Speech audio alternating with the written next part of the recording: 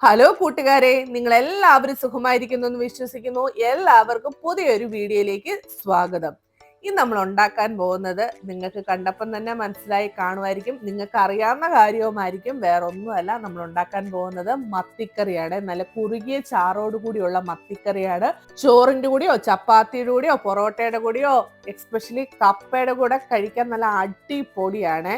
അപ്പൊ ഇതെങ്ങനെയാ നമുക്ക് ഉണ്ടാക്കുന്നത് നമുക്ക് നോക്കിയിട്ട് വന്നാലോ.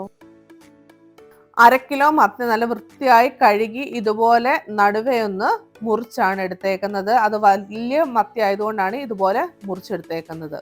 ഇനി നമുക്ക് വേണ്ടത് ചെറിയുള്ളിയാണ്. ഒരു 10-15 ചെറിയുള്ളി എടുത്തിട്ടുണ്ട്, കറിവേപ്പില എടുത്തിട്ടുണ്ട്, പിന്നെ ഒരു ചെറിയ കഷ്ണം ഇഞ്ചിയും അതുപോലെ തന്നെ ഒരു 7-8 വെളുത്തുള്ളിയും കൂടി ഒന്ന് ചതച്ച് വെച്ചേക്കുന്നതാണ്. നിങ്ങൾക്ക് ചെറിയുള്ളിക്ക് പകരം സവോള വേണേലും ഉപയോഗിക്കാം, പക്ഷെ ചെറിയുള്ളി ഉപയോഗിക്കുന്നതാണ് ഇച്ചിരി കൂടെ ടേസ്റ്റ്. 1/2 ടേബിൾ സ്പൂൺ മല്ലിപ്പൊടി, 1.5 ടേബിൾ സ്പൂൺ മുളക് പൊടി, അത് മുളക് പൊടി സാധാ മുളക് പൊടി 1/2 ടേബിൾ സ്പൂണും 1 ടേബിൾ സ്പൂൺ കാശ്മീരി ചില്ലി പൗഡറുമാണ് എടുത്തേക്കുന്നത്. പിന്നെ നമ്മൾ എടുത്തേക്കുന്നത് 1/2 ടീസ്പൂൺ മഞ്ഞൾപ്പൊടിയാണ്.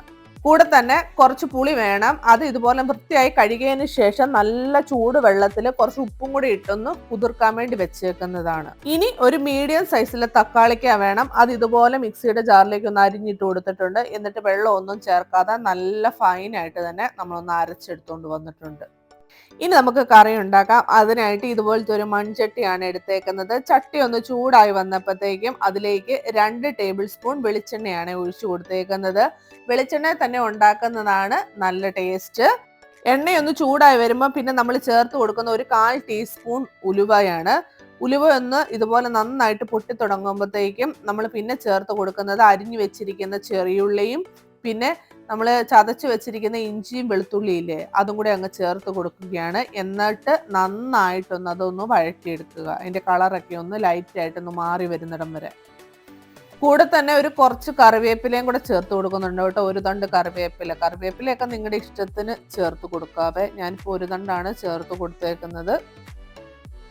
ഇപ്പം ചെറിയുള്ളിയുടെ ഒക്കെ കളർ ഒന്ന് മാറി വന്നിട്ടുണ്ട്. അതുപോലെ തന്നെ ഇഞ്ചി വെളുത്തുള്ളിയുടെ ഒക്കെ പച്ചച്ചുവ മാറി കേട്ടോ. ഈ സമയത്ത് ഇനി നമ്മൾ ചേർത്ത് കൊടുക്കുന്നത് എടുത്തു വെച്ചിരിക്കുന്ന പൊടികളാണ്. പൊടികൾ ചേർക്കുന്ന സമയത്ത് സ്റ്റൗവിന്റെ ഫ്ലെയിമിൽ ലോ ഫ്ലെയിമിൽ വെച്ചിട്ട് വേണം ഇതൊന്ന് മൂപ്പിച്ചെടുക്കാൻ വേണ്ടി. എന്നിട്ട് ആ പൊടികളുടെ എല്ലാം പച്ചച്ചുവ മാറുന്നിടം വരെ നമുക്കൊരു 1-2 മിനിറ്റ് നന്നായിട്ടൊന്ന് മൂപ്പിച്ചെടുക്കാവേ. ഇപ്പം പൊടികളുടെ ഒക്കെ പച്ചച്ചുവ മാറി വന്നിട്ടുണ്ട്. ഈ സമയത്ത് നമ്മൾ അരച്ചു വെച്ചിരിക്കുന്ന തക്കാളിക്ക് അങ്ങ് ചേർത്ത് കൊടുക്കുകയാണ്.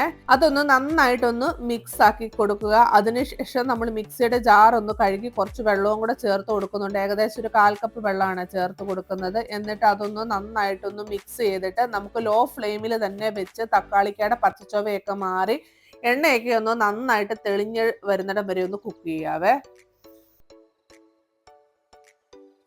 തക്കാളിക്കയുടെ പച്ചച്ചുവയൊക്കെ മാറി വന്നിട്ടുണ്ട്, എണ്ണയൊക്കെ ഒന്ന് തെളിഞ്ഞു വന്നിട്ടുണ്ട് കേട്ടോ. ആ സമയത്ത് നമ്മൾ നേരത്തെ കുടംപുളി കുതിർത്ത് വെച്ചില്ലായിരുന്നു ചൂടുവെള്ളത്തിൽ, അത് ആ വെള്ളത്തോടെ തന്നെയാണ് ചേർത്ത് കൊടുക്കുന്നത്. ഞാൻ നന്നായിട്ട് കഴുകിയതിന് ശേഷമാണ് ഇങ്ങനെ ഒന്ന് കുതിർത്ത് വെച്ചത്. എന്നിട്ട് ആവശ്യത്തിന് വെള്ളവും കൂടെ ചേർത്ത് കൊടുക്കുകയാണ്. ഏകദേശം ഒരു 1.5 കപ്പ് വെള്ളം ഞാൻ ചേർത്ത് കൊടുക്കുന്നുണ്ട്. അപ്പം നമ്മുടെ ഗ്രേവിക്ക് എന്തേരാണോ വെള്ളം അതനുസരിച്ച് നമ്മൾ ചേർത്ത് കൊടുക്കുക. എന്നിട്ട് അതൊന്ന് ഇതുപോലെ ഒന്ന് മിക്സ് ചെയ്യുക. ഇനി നമ്മൾ ലേശം ഉപ്പും കൂടെ ഒന്ന് ചേർത്ത് കൊടുക്കണേ. ഉപ്പ് ചേർക്കുമ്പോൾ നമ്മൾ പുളിയുടെ വെള്ളത്തിൽ ഉപ്പ് ചേർത്തിട്ടുണ്ട്, അപ്പം നോക്കിയിട്ട് ചേർത്ത് കൊടുക്കുക. എന്നിട്ട് ഇതൊന്ന് നന്നായിട്ടൊന്ന് തിളപ്പിച്ചെടുക്കണം കേട്ടോ. ഇങ്ങനെ തിളച്ച് വരുന്ന സമയത്ത് വേണമെങ്കിൽ നമുക്കൊരു മൂടി വെക്കാം. എന്നിട്ട് ഒരു മീഡിയം ടു ലോ ഫ്ലെയിമിൽ വെച്ച് ഒരു 2-3 മിനിറ്റും കൂടെ ഒന്ന് കുക്ക് ചെയ്യുമ്പം അതിലെ പുളി നന്നായിട്ട് ഒന്നും കൂടെ ഒന്ന് ഇറങ്ങും കേട്ടോ നമ്മുടെ ഗ്രേവിയിലേക്ക്. ഇപ്പം തിളച്ച് തുടങ്ങിയിട്ട് ഏകദേശം ഒരു 2-3 മിനിറ്റ് ആയി. ആ സമയത്ത് നമ്മൾ നേരത്തെ കഴുകി വെച്ചിരിക്കുന്ന മത്തിയുടെ കഷ്ണം മൊത്തം കൂടെ അങ്ങ് ചേർത്ത് കൊടുക്കുകയാണ്. ഇനി നമുക്ക് ആ കഷ്ണങ്ങളൊക്കെ ഒന്ന് ജസ്റ്റ് ഒന്ന് ഇതുപോലെ ഒന്ന് താത്തി കൊടുക്കാവേ. നമ്മളിപ്പോൾ ഇട്ട ഉടനെ ആയതുകൊണ്ടാണ് ഇതുപോലെ സ്പൂൺ വെച്ചൊന്ന് ആക്കി കൊടുക്കുന്നത്. അതിനുശേഷം നമുക്ക് കുറച്ച് കറിവേപ്പിലയും കൂടെ അതിൻ്റെ മേലെ ഒന്ന് ഇട്ട് കൊടുത്തിട്ട് നമുക്കിത് മൂടി വെച്ചൊന്ന് വേവിച്ചെടുക്കാവേ. ഈ സമയത്ത് സ്റ്റൗവിൻ്റെ ഫ്ലെയിം ഒരു ലോ ടു മീഡിയം ഫ്ലെയിമിൽ വെച്ചാൽ മതി. എന്നിട്ട് നമ്മൾ ഇടയ്ക്ക് ഇതുപോലെ മൂടി വെക്കുന്നത് കൊണ്ട് തന്നെ നമ്മൾ ഇടയ്ക്ക് ഇതുപോലെ ഒന്ന് ചുറ്റിച്ചും കൊടുക്കണം കേട്ടോ. ഒത്തിരി സമയമൊന്നും വേണ്ട, ഒരു 10-15 മിനിറ്റ് കൊണ്ട് തന്നെ നമ്മുടെ മീൻ കറി റെഡിയാവേ. ഇപ്പം നമ്മുടെ മീൻകറി നന്നായിട്ട് കുറുകി വന്നിട്ടുണ്ട്. അപ്പൊ ഈ ഒരു പരുവാകുമ്പോഴത്തേക്ക് ഞാൻ സ്റ്റവിന്റെ ഫ്ലെയിം ഓഫ് ചെയ്തേക്കുവാണ്. ഞാൻ ഒരു ഇച്ചിരി ചാറോട് കൂടെ തന്നെയാണ് മീൻകറി എടുക്കുന്നത്. അപ്പൊ നിങ്ങൾക്ക് ഇത്രയും ചാറ് വേണ്ടെങ്കിൽ നിങ്ങൾ കുറച്ചു നേരം കൂടെ ഒന്ന് തുറന്ന് വെച്ച് കുക്ക് ചെയ്താൽ മതി. ലാസ്റ്റ് അതിന്റെ മേലിൽ കൂടെ കുറച്ച് കറിവേപ്പിലയാണ് ചേർത്ത് കൊടുക്കുന്നത്. അതുപോലെ തന്നെ 1 ടേബിൾ സ്പൂൺ വെളിച്ചെണ്ണയും കൂടെ ഒഴിച്ചു കൊടുക്കുന്നുണ്ട്. അപ്പൊ നിങ്ങൾ ആദ്യമേ ഒത്തിരി വെളിച്ചെണ്ണ ഉപയോഗിച്ചെങ്കിൽ ഇപ്പം കുറച്ച് ചേർത്ത് കൊടുത്താൽ മതി. വെളിച്ചെണ്ണ ചേർത്ത് കൊടുത്തതിന് ശേഷം നമുക്കൊരു മൂടി വെച്ച് ഒരു 2-3 മിനിറ്റ് മൂടി വെച്ച് കൊടുക്കാവേ.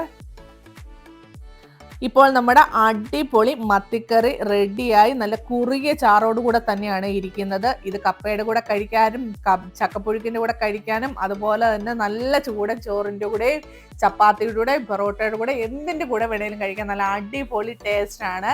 അപ്പൊ വീഡിയോ എല്ലാവർക്കും ഇഷ്ടപ്പെട്ടെങ്കിൽ എല്ലാവരും ഒന്ന് ട്രൈ ചെയ്യണേ. ട്രൈ ചെയ്തതിന് ശേഷം നിങ്ങളുടെ ഫീഡ്ബാക്ക് അറിയിക്കാൻ മറക്കരുതേ. അതുപോലെ തന്നെ ആദ്യമായിട്ടാണ് ചാനൽ കാണുന്നതെങ്കിൽ ഒന്ന് ലൈക്ക് ഇടിച്ച് കാണണേ.